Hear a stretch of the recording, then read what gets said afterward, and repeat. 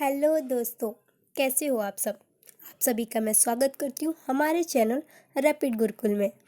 पिछली वीडियो में हमने मौर्य वंश के बारे में देखा था और इसके इम्पोर्टेंट क्वेश्चन भी किए थे।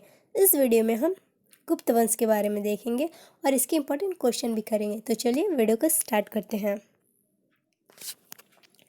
तो गुप्त वंश का जो काल है वो 319 से 599 AD है।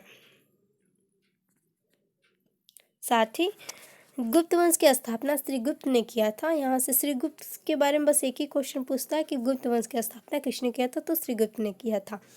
गुप्त वंश को भारत के इतिहास में स्वर्ण युग भी माना जाता है और साथ ही सती प्रथा का पहला उदाहरण भी गुप्त वंश से ही स्टार्ट हुआ था, जो कि 510 ईस्वी में मध्य प्रदेश के एरड़ से प्राप्त होता है। साथ ही गुप्त काल में दास प्रथा भी प्रचलित थी और स्त्रियों को समाज में महत्वपूर्ण स्थान भी था और स्त्री शिक्षा का भी प्रचलन था और पर्दा प्रथा नहीं था। साथ ही इसमें स्वयंवर प्रथा भी विद्यमान थी और दहेज प्रथा विद्यमान नहीं थी। चलिए अब देखते हैं घटोत्कच के बारे में। यह श्रीगुप्त का पुत्र था तथा गुप्त के बाद घटोत्कच गुप्त शासक हुआ था। बस इनके बारे में बस ये गुप्त श्रीगुप्त के पुत्र थे। एक इम्पोर्टेंट क्वेश्चन यहाँ से है। अब आते हैं चंद्रगुप्त प्रथम। चंद्रगुप्त प्रथम जो है वो गुप्त वंश के वास्तविक संस्थापक हैं। गुप्त वंश के संस्थापक श्रीगुप्त हैं और वास्तविक संस्थापक जो है चंद्रगुप्त प्रथम है और इन्होंने 319 ईस्वी में गुप्त संवंश शुरू किया था और इसकी राजधानी पाटलिपुत्र बनाया। यहाँ से क्वेश्चन ये पूछता है कि गुप्त वंश का पहली राजधानी तो पाटलिपुत्र किसने बनाई? चंद्रगुप्त प्रथम ने। इसने महाराज राजा धीराज की भी पदवी धारण की थी, तो ये भी क्वेश्चन पूछता है महाराज धीराज की पदवी धारण किसने की थी? तो चंद्रगुप्त प्रथम ने। चंद्रगुप्त प्रथम ने लक्ष्मी कुमार देवी से विवाह करके अपनी शक्ति को बढ़ाया। इसने लक्ष्मी कुमार देवी से विवाह किया था, इसलिए समुद्रगुप्त जो है इनका पुत्र जो है अपने आप को लिच्छवी दौहित्र कहता था। लिच्छवी दौहित्र।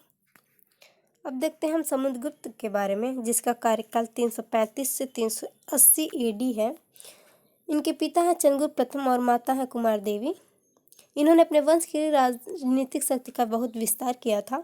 इनकी बहादुरी को देखते हुए VA स्मिथ ने इन्हें भारत का नेपोलियन कहा। यहाँ से क्वेश्चन पूछता है भारत का नेपोलियन कौन है? तो समुद्रगुप्त है। किसने कहा? VA स्मिथ ने कहा।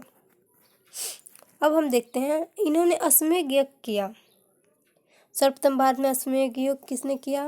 तो वो समुद्रगुप्त हैं और अश्वमेध यज्ञ करने के बाद इन्होंने अश्वमेध पराक्रम की उपाधि भी ले ली। ये संगीत कला में बहुत ही निपुण थे। साथ ही गुप्त वंश के कुछ सिक्कों में समुद्रगुप्त को वाद्य यंत्र वीणा बजाते हुए देखा गया है। तो ये भी एक क्वेश्चन इंपॉर्टेंट है। वीणा बजाते हुए किसे देखा गया? तो गुप्त वंश के संस्थापक समुद्रगुप्त को तीसरे संस्थापक थे। चंद्रगुप्त ने कवि धीराज की उपाधि भी धारण की थी, क्योंकि संगीत और कला में बहुत ही निपुण था। जो समुद्रगुप्त था उसका दरबारी कवि हरिशेन जो है इलाहाबाद प्रशस्ति लेख की रचना की थी। समुद्रगुप्त विष्णु का उपासक था और गुप्त वंश में जो है सबसे प्रसिद्ध देवता है वो विष्णु ही है। समुद्रगुप्त ने श्रीलंका के बौद्ध राजा मेघवर्धन को बोध गया में एक मठ बनाने की अनुमति दिया था।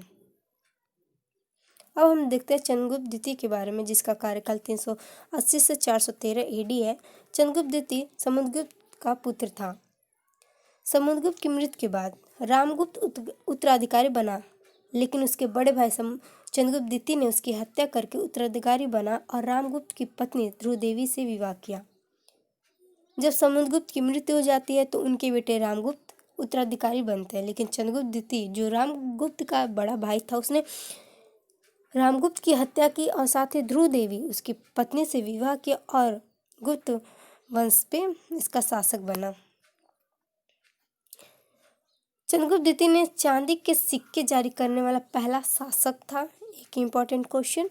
चंद्रगुप्त द्वितीय ने उज्जैन को गुप्त वंश की राजधानी बनाई। दूसरा इम्पॉर्टेंट क्वेश्चन कि गुप्त वंश की दूसरी राजधानी कौन है? उज्जैन। और पहली राजधानी मैंने बताया था पाटलिपुत्र।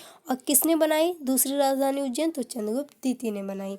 और चंद्रगुप्त प्रथम ने पाटलिपुत्र पहली राजधानी बनाई थी। चंद्रगुप्त द्वितीय का दूसरा नाम देवराज तथा देवगुप्त भी मिलता है। चंद्रगुप्त द्वितीय के शासनकाल में चीनी यात्री फायान आया। तो यहाँ से क्वेश्चन पूछेगा कौन सा यात्री चीनी यात्री आया? तो फायान आया। किसके शासनकाल में आया? चंद्रगुप्त द्वितीय के शासनकाल में। साथ ही चंद्रगुप्त द्वितीय ने विक्रमादित्य की उपाधि भी धारण की थी। अब हम बात करेंगे कुमारगुप्त के बारे में। इनका कार्यकाल 413 से 455 AD है। कुमारगुप्त जो है चंद्रगुप्त द्वितीय के पुत्र हैं। एक इम्पॉर्टेंट क्वेश्चन। इसने महेंद्र दात्य की उपाधि धारण की। यहाँ से दूसरा इम्पॉर्टेंट क्वेश्चन। और सबसे मोस्ट इम्पॉर्टेंट क्वेश्चन है कि नालंदा विश्वविद्यालय की स्थापना जो है कुमारगुप्त ने किया था, कुमारगुप्त प्रथम ने किया था। अब हम देखते हैं स्कंदगुप्त के बारे में। जो स्कंदगुप्त है वो कुमारगुप्त के पुत्र थे। इन्होंने क्रमदित्य की उपाधि धारण की और साथ ही हुड़ों को प्रभावी ढंग से सामना किया। तो यहाँ से सबसे इम्पोर्टेंट हुड़ों का प्रभावी ढंग से सामना किसने किया? स्कंदगुप्त ने।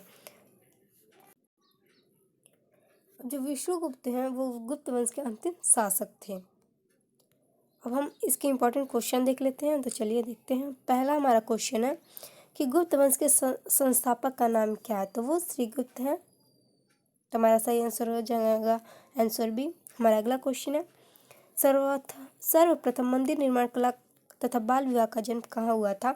तो मैंने आपको पहले भी बताया था बाल विवाह जो है गुप्त काल में हुआ था और मंदिर निर्माण भी गुप्त काल में ही हुआ था। हमारा अगला क्वेश्चन है गुप्त काल के प्रसिद्ध देवता कौन थे? तो गुप्त काल के प्रसिद्ध देवता विष्णु थे। हमारा अगला क्वेश्चन नालंदा विश्वविद्यालय की स्थापना किस युग में हुआ? हमने पीछे कुछ मिनट पहले देखा भी था कि इसका जो स्थापना था कुमारगुप्त ने किया था, कुमारगुप्त प्रथम ने। और जब कुमारगुप्त प्रथम ने किया था तो ये गुप्त काल में ही थे। तो गुप्त काल में नालंदा विश्वविद्यालय की स्थापना हुई थी। हमारा अगला क्वेश्चन गुप्त वंश का शासक जिसने महेंद्र दात्य की उपाधि धारण की। तो यह भी कुमारगुप्त प्रथम थे जिन्होंने महेंद्र दात्य की उपाधि धारण की थी।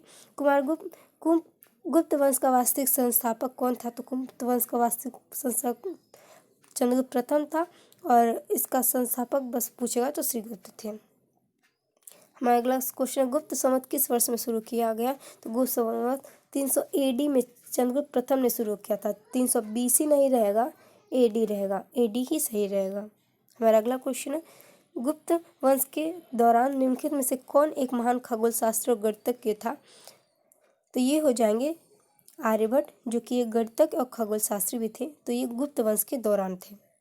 हमारा अगला क्वेश्चन है गुप्त वंश की दूसरी राजधानी उज्जैन किसने बनाई? तो गुप्त वंश की दूसरी राजधानी उज्जैन जो चंद्रगुप्त द्वितीय ने बनाई थी। हम यहाँ से याद कर सकते हैं चंद्रगुप्त प्रथम, इनके नाम में ही प्रथम है तो इन्होंने प्रथम राजधानी पाटलिपुत्र बनाई थी। इनके नाम में द्वितीय है तो इन्होंने द्वितीय राजधानी उज्जैन बनाई थी। हमारा अगला क्वेश्चन निम्नलिखित में किसने स्वयं को लिच्छवी दोहित्र कहा है?